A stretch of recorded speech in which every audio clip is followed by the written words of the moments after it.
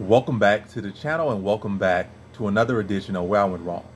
And in this edition of Where I Went Wrong, I'll be doing Where I Went Wrong, UFC Fight Night, Kattar versus Allen. So terrible card. I went on a good streak for like 5, 6, 7 weeks, just killing the cards. And now I just had a straight abysmal card. It was in like, it dropped down to 6-5 or just dropped down like +2 or whatnot. I went 5-6, so terrible card. Somebody can say, "Oh, you actually were 6-5 because Jacoby got robbed," but it is what it is. When I get a lucky, a lucky decision that goes my favor, I take it. So when I get a unlucky decision that doesn't go my favor, I have to take it. It's just the nature of the game. You can't just say you can't take an L. I mean, a W out of an L. An L is an L. A W is a W. An L is an L. Like the judges say it, the judges say it. So I went 5-6. Terrible card, but let's take some lessons from it. Instead of just like saying, "Damn, I had a bad card" and making excuses, let's see where I went wrong and where I can learn from it. So yeah, I went 6-5. I mean 5-6. So let me find the first L. So the first L was Cody Durden versus Carlos Mota, second fight on the card. It was just one. I'll be honest, very limited research I did on it. I didn't go too in depth. I probably watched like one and a half fights, 1.25 fights. Looked at the tabology. I didn't really do my research for this one at all. I'm being honest. I didn't do my research with this one, and I didn't. It wasn't the case that the outcome wasn't in there. Like the outcome was in there, especially like all of a sudden, like you start saying more into and looking more into it afterwards. Mota does have a little bit of a wrestling issue, and also, like I said in my prediction, he hasn't fought a wrestler to this level either, or a person of this caliber that's going to bring this type of approach to him. So, like, I feel like it's something in his skill set that can maybe like test that area in his game, like wrestling defense and whatnot.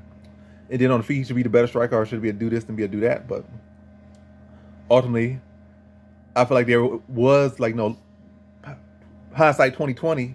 There was a evidence that grappling could be an issue for him, especially coming on short notice.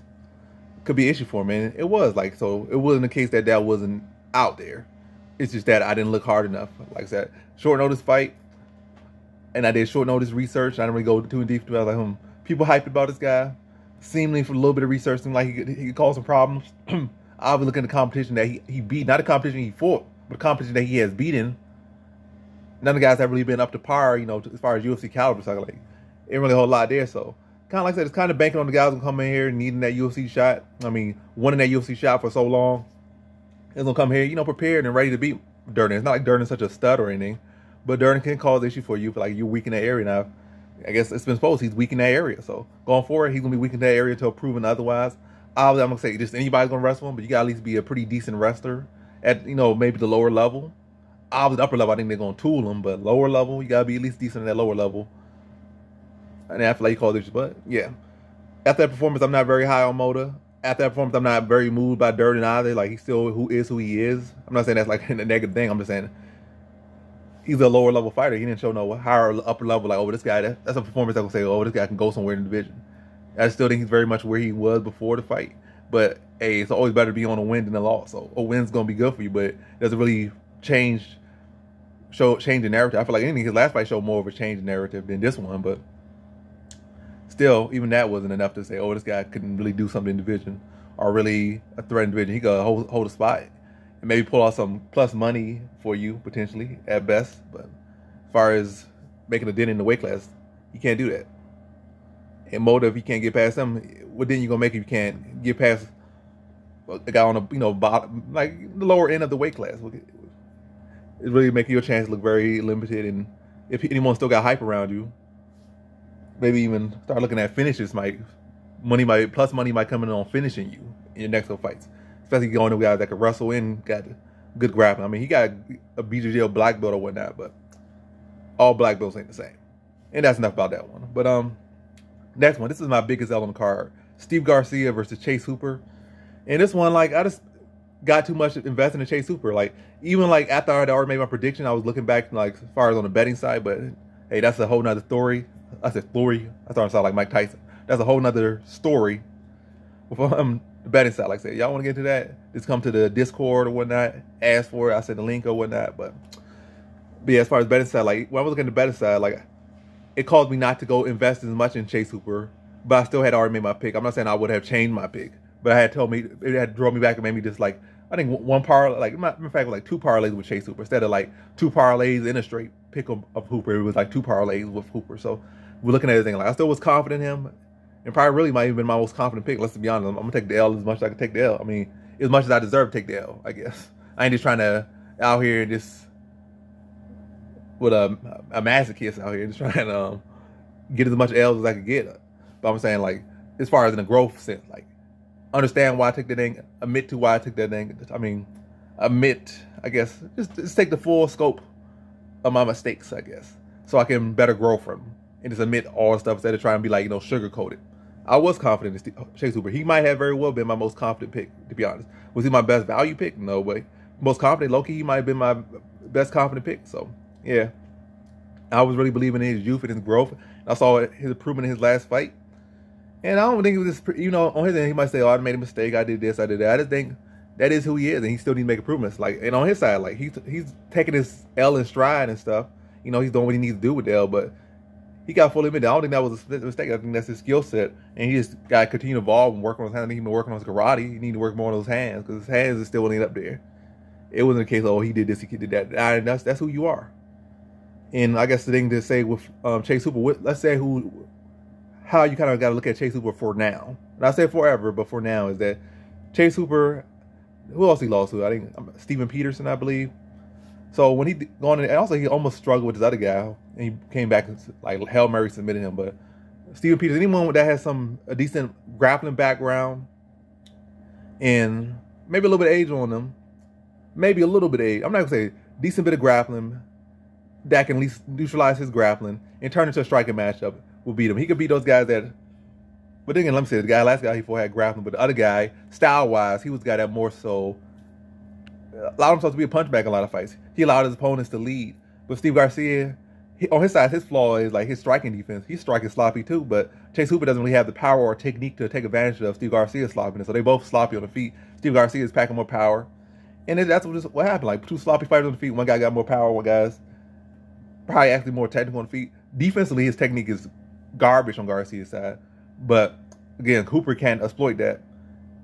Then on the other side, Steve Garcia's offense is better than Chase Hooper. So it's the case like, you can't exploit my weakness, so I'm just going to overpower you in this thing. You can't really exploit me in the grappling, so grappling kind of evens out in a sense, or at least you might have a little edge there, but you can't really get it there. Then on the feet, like I say, you can't exploit my weakness, but I can be the aggressor and prevail in the striking department. So that's what I'm kind of saying in the Chase Hooper trend. So maybe he needs to go in with a guy that's like a striker who has no grappling or poor takedown defense, and just build his record back up, or just go. He's a young guy. He go back in, make some.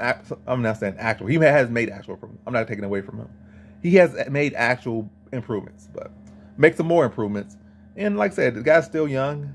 Kid's still young, and he can make some improvements, but ain't knocking him. But just go back to the drawing board and keep working. And that's like the best thing I say for him. Steve Garcia, on his side, I ain't impressed with him. Like, I mean, good win for him and all, but still who he is. Like, he can go when somebody has some decent takedown offense and a little bit of striking. They're gonna touch his little soft chin, swinging with his chin, big walnut, chestnut shaped head out there, get his chin knocked off once again. So he ain't going much further, and I'm gonna be camping out for that one. I'm camping out for him to get knocked out again. Not to probably in his next fight, to be honest. Unless they get, yeah. On to the next one. Enough about chestnut head, but yeah. Next fight I had Ronson was my third L. Marcos Rogerio de Lima versus Andre Arlovsky. And this one, like, I didn't want this pick. Really, the reason why I leaned to Arlovsky was I was like, every card, like my strategy is to try to pick like 2 dogs at least, or if I can, I want to look for 2 dogs. There will be cards where I will pick straight favorites. There will be cards where I'll pick like 6 dogs. Like, it is what it is. I ain't out here like necessarily trying to be like, oh, I got to do this, I got to do this, I got to do that. My strategy is like 2 dogs. That's like the good average. 2 dogs average per card. That's the good average. If it's less, good. If it's more, good. Well, ultimately, I'm gonna pick who I want to pick. But every now and then, if it's with justified reason, like I said, I'm gonna pick 2 dogs if justified. If not justified, then it could be all favorites. If justified, it could be 6, 7 dogs. Like I said, it is what it is. But yeah, this was one of my dogs because Andre Arlovsky has been beating a lot of these mid-tier, low-tier heavyweights, and Marcos Rogerio de Lima, as much as he trains, as much as he wants to believe it, even off this win, he's still gonna be a mid-tier, low-tier heavyweight. He's not no upper-tier heavyweight. And Andre Arlovski has been beating a lot of these mid-tier, low-tier heavyweights. And Rogerio de Lima kind of fit in the same description. But the thing is, I mean, he's better than the guys he's beaten, but again, he's not that much better. That's all I'm saying. And I feel like Arlovski should be there to get his shots off and fight on the outside and come in and get his shots and move around. The danger round was the first round. He got him out in the first round. Really, we got him out for under a minute, but yeah, that was the danger round for him. The danger round. And I thought he should be able to do that, but and also I saw that Arlovski hadn't been knocked out in a good number of years. So like so you really kind of with Rogerio de Lima, you banking on a knockout. I feel like Arlovski can get past that first round and do what he does. But I guess I think I had to look at where Arlovski. A lot of the guys he's been fighting have not been super heavy hitters, to be honest. I mean, yeah, he hasn't been fighting super heavy hitters. I feel like Lima has been the hardest guy he's fought in probably like 2-3 years, 4 years maybe. And also Arlovski has been like struggling like with the last 2-3 fights. The other fights they've been close in a sense, but it's been clear he win. With these last 2 or 3, it's like, yeah, I feel like the judges got it wrong. Hey, I picked him, but I feel the judges got it wrong. But yeah, so it's kind of a momentum thing. Like Lima's making some little improvements in there. He got some big power. Arlovski's only getting older and older and older, and now he's struggling with some of these fights. So I guess thing there, like he's fighting the hardest guy. He's hardest hitting guy he's fought in a long while. He's on some performances that are less than stellar. So I guess my thing there is like heavy hitter. Arlovski has been chinny in the past, even though it hasn't been knocked out in a long while. Or a good while. It's still there and still can happen. And again, momentum was, it was declining for him. So yeah, it was foreseeable, but yeah, I was trying to look for a dog, but yeah, going to 4, I don't know. I'm about to say again, that's like Marcus Rogerio de Lima is who he is. I'm not gonna say like, oh, going 4, I can see this and I can see that. I can't really see that. What are you even talking about? What are you saying? Are you saying ghosts? But yeah, this is another one of those cases where a guy won, but it's not like he's super impressed you. He did what he's supposed to do. And even if I didn't pick him to do that, and he did what he's supposed to do. Andre Arlovski is who he is. Marcus Rogerio de Lima is who he is, and I just like. I think ultimately it's a matchup that didn't really say much. It really didn't say much at all. Matter of fact, he did get a submission for next show. Let me give him his compliments.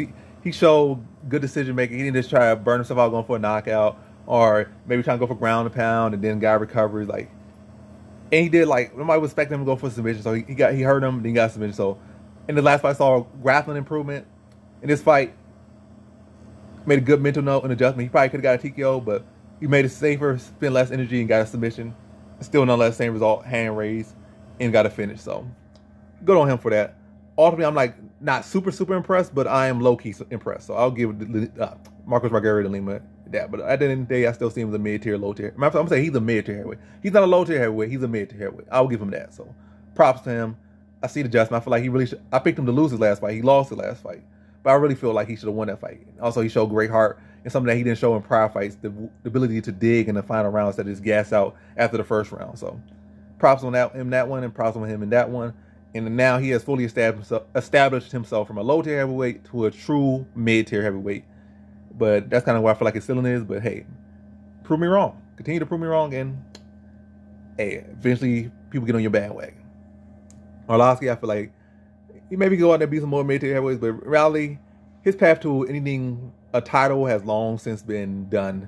At this point, he just come out here for a check. Like, he going out here to play chess and skip around, throw some point fight, and get a check, but the man really has zero chance of winning a title. Zero chance. Well, everybody got a chance, so he probably got 0.000151239 chance of getting a title, but very slim chance, and nothing I would bank on. So what's this, my fifth L? Fifth L, yep. Fifth, sixth. No, that's probably my fourth. Fourth L, that's my fifth. That's my sixth.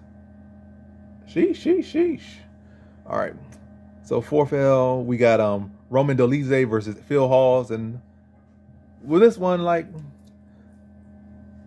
where I really can't feel too bad necessarily about it. I know how, like I said, I didn't go, oh my gosh, low confidence or high. I said average confidence. I knew who Phil Hawes is, and I know who. Well, I know what Phil Hawes has been through, his ups and downs, how inconsistent he is.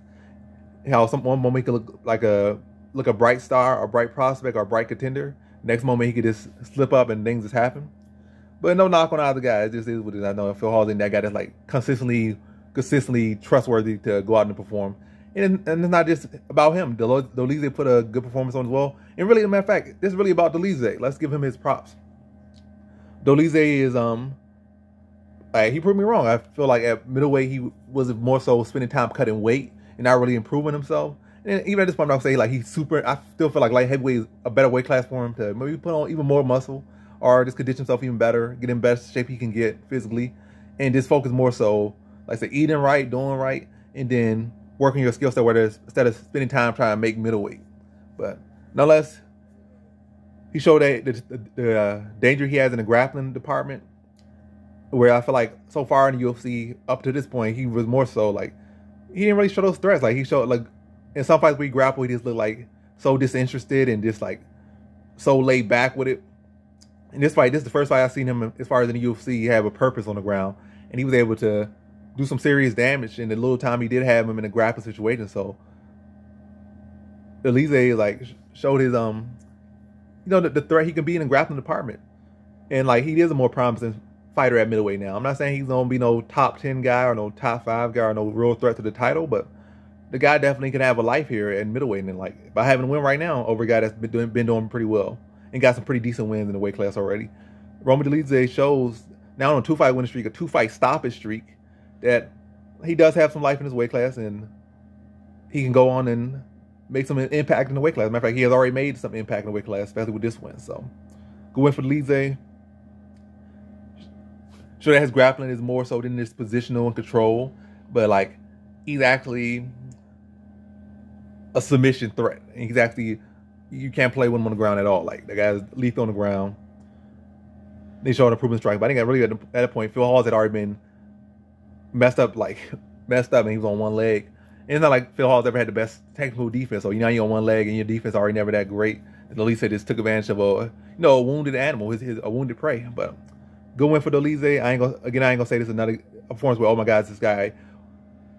Oh, you already started envisioning this guy climbing up the weight class and fighting for belt stuff. Now I still ain't there. Like good performance, but still ain't the performance where like, oh my gosh, I'm so moved. It's like good performance. Like he could definitely do something in this division now. But it ain't, oh, this guy going to do things the weight class. He can do things, but impressed nonetheless. I guess my mistake with this one is, I'm probably not going to take a really mistake with this one. This is more so just like, I see now. Because like I needed to see that from Dolizé, and I've seen it from Dolizé. Phil Hawes already knew his inconsistency. I know what his strengths and weaknesses is. And Phil, I mean, yeah, it's more so like that. I need, like, as far as Dolizé's side, I need to see something, and I've seen it. So good win for him. Going forward, as far as with Dolizé, I think he can make his way up pretty much his weight class, but maybe going with some guys that have some decent takedown defense and some striking, I need to see that more. As far as grapplers, I think he can do pretty well against grapplers. That's why I would take. He can do well against grapplers. Grapplers first, wrestlers, BJJ guys. But let's see him win there with some strikers with solid takedown defense. See how his striking holds up when he's in there with like a good striker that doesn't have to play the grapple with him, and now he has to try to work the clinch more, try to set his strikes up more, set his takedowns up with his strikes more, and let's see how that goes. And also dealing with that and having hard-paced fights where you really got to work for these takedowns, really got to work for these grappling situations, and then you're in later rounds and you got to strike and how it holds up in those situations. So, but nonetheless, I think grapplers going forward, I think Dolizé can do very well against grapplers. Also, I want to see him against Jacob Malcone. That'd be a good one.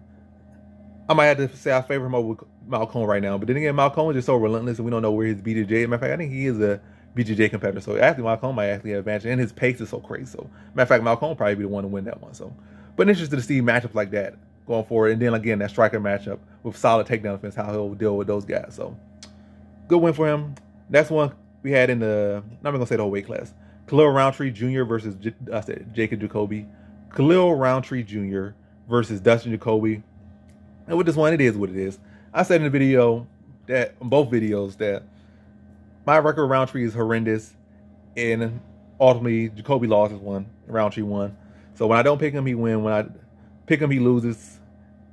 Ain't no superstition. It's just like, hey, I just don't know. Like say on mine, I just don't know when to pick him, don't know when not to pick him. It is what it is. Ain't no case of no superstition. It is what it is. Like I just don't know how to pick him. Ultimately, I feel like this fight Jacoby should have won, especially by stats and how the fight played out. But at the end of the day, the judges are the judges. Close decision fight. Close enough, I guess. I feel like it's clear enough what Jacoby should have won, but like I said, at the end of the day, the judges decide. So if the judges decide one guy win and one guy lose, that one guy lost. And Jacoby could have made it clear, I guess. Could avoid some more of those power shots. Could have landed some more power shots on his end. Maybe even went for a takedown in there just to mix it in. And like this further add on to it, so it's making it a clearer fight. And also third round, that's a big crucial round. Any close fight, a third round is very crucial. And the fact that Roundtree won that on most scorecards, whether it be the judges or whether this be fan vote and fan decision, fan opinion, Jacoby lost third round. And in a crucial fight like that, third round is like everything. So that's another factor. So you want to win a close decision, you got to win that third round. Not every single time, but I think favorably, the stats probably will favor in a close fight where I guess it seemed like it's up for grabs going to the third, even if it shouldn't be up for grabs in the third. The guy who wins the third round typically wins, or win the final round, whether it be a title fight in the fifth round, whether it be a 3 round. So in that sense, he lost. And in the official sense, he lost. But I ain't going to dwell on that too much. I feel like both guys show who they are. Jacoby did a strategy I assumed he would, outside of, not really winning, not winning third round. Like I said, dance around, use his footwork and work outside with the kicks. Then in later rounds, turn it up a little bit. He did it the first round, I guess. Second round a bit. Third round, Roundtree had a second win and took the third round. But like I said, I ain't too mad about that one. Especially, matter of fact, I'm actually glad about the one, to be honest, to an extent. Not to take an L, but the fact that, Jacoby fought the way I thought he could fight in. And a lot of people honestly won this fight. It wasn't a case where I just ended up picking this, went out there and looked flat out terrible, where the guy just gets steamrolled and looked trash. Like, I don't know what I'm talking about. Like, my prediction was pretty sound and everything. Ultimately, it still was a wrong pick, and the other guy hand was raised. So it is what it is. And then the next one, we had Tresean Gore versus Josh Fremden. This is another one where, like, I'm literally not gonna be mad at all about this one. I'm not mad at all. Literally, matter of fact, it isn't even about anger. I'm not disappointed at all. This was this was an intel gathering fight. And I don't think I went high on confidence. I might have went high on confidence. Matter of fact, this probably was average of confidence, and for a reason. Like, we still don't know who these guys are, and they're still trying to prove it to each other. And another thing, I think Gore fought with his arm. His arm on his sleeve, his heart on his sleeve. Talking about the mother and stuff. So he went out there and put on a performance. But let's not even look at the emotional side. Let's look at the technical side of it. Like, what did Gore do to beat Frem? It was in case that he got the will of his mother and all that emotion to win the fight. I think what Fremd is his grappling. Gore does have a wrestling background. We more so saw it defensively. Now we got to see offensively. I think Fremd, I think it's been made pretty clear. Also, I think, like I said, why this is this fight where I can't be too mad about it? Because in the last fight he fought Alexander Hernandez. Not Alexander Hernandez. Or is it Alexander Hernandez? I think it's Anthony Hernandez, but I'm saying Alexander Hernandez is that lightweight, but Anthony Hernandez is the middleweight. They're not related, no relation. Well, at least no close relation to my knowledge. But yeah, Anthony Hernandez has been putting on a pretty good grappling performance in these last couple fights. So I can say whether Fremd's grappling was deficient or whether Anthony Hernandez, that's just the case of Anthony Hernandez showing his growth and his improvement in his grappling. So, and I know, like I said, yes, he could do that, but can Gore do that? Or would Gore do that? Typically, Gore has been using his wrestling defensively to strike. So he went out there and used grab. So again, I can't really say, well, can I say it? Well, yeah, I still really can't say it. I don't know if it's whether it's Gore's strength in grappling or whether it's Fremd's weakness in grappling that allowed that performance. But nonetheless, I'm going to give them both now. I say Gore's wrestling and grappling is better than he's shown. He's shown the best at it, and I guess he probably made some improvements as well in that area. And Fremd, until proven otherwise, he's a grappling risk. Like, he's a grappling risk to get taken down and laid on or taken down and tapped out. He's like an okay jack of all trades fighter, like okay striking, okay wrestling, okay grappling, good pace and all that stuff. But grappling deficiency, like I said, yeah, he's just a low tier jack of all trades with a grappling deficiency. That's where I kind of got to see him right now.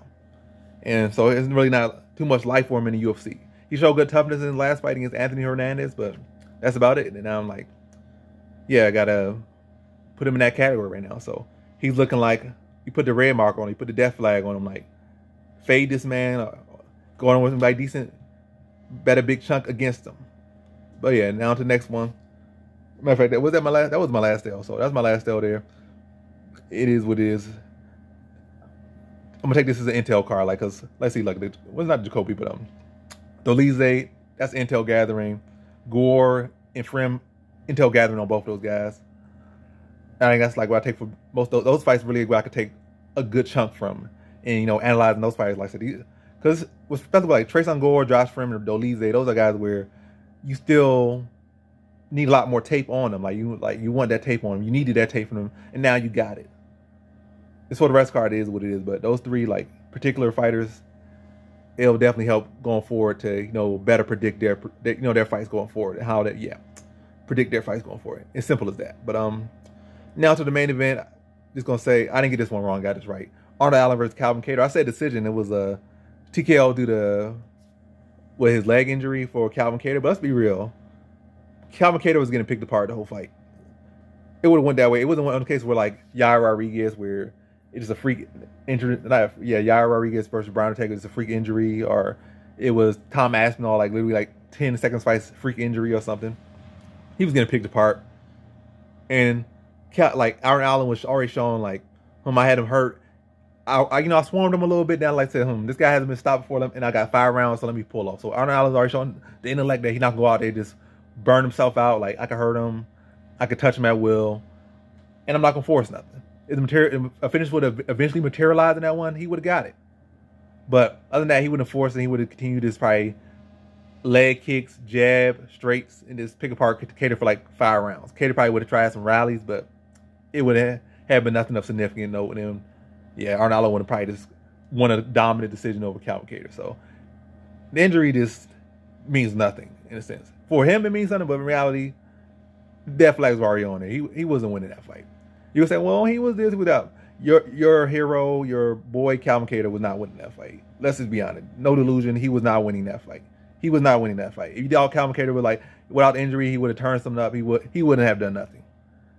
It's probably let's see them odds. It's more likelihood that he would have got embarrassingly brutalized and destroyed, finished, knocked out, tapped out, put unconscious, whether it be a choke or a punch, a limb snap, than him rallying even the slimmest of returns on that one. Yeah, that fight was already written in stone. And Calvin Kattar do a ugly little flying knee that was nowhere near landing, with no power at all, and that messed his leg up. Like, I don't know, he was feeling insecure out there, was feeling unsure, and that's one of the things you throw out there when you can't, things not going your way. You're like, I'm getting tagged up on here, I can't get no shots off. Let me just throw something. Just throw anything up. Let me just hop in the air. Let me switch stance. Let me throw an ugly overhand. Let me throw something out there just so this guy stops punching me in the face for a second. Because right now it's not going my way, and I don't know how to make it go my way, or how to shift things. So I'm gonna just throw something out there just to give her a different look, I guess, and make them have to readjust and give me some time to try to get my wits back up about me and stop getting punched in the face for like 5 seconds or 10 seconds. And that's literally all that was. So he was getting picked apart. It is what that fight would have been Aaron Allen regardless. So solid fight. Well, not solid fight, but hey, what I'm gonna say is good performance from Aaron Allen. That's what I'm saying. Great performance from Aaron Allen.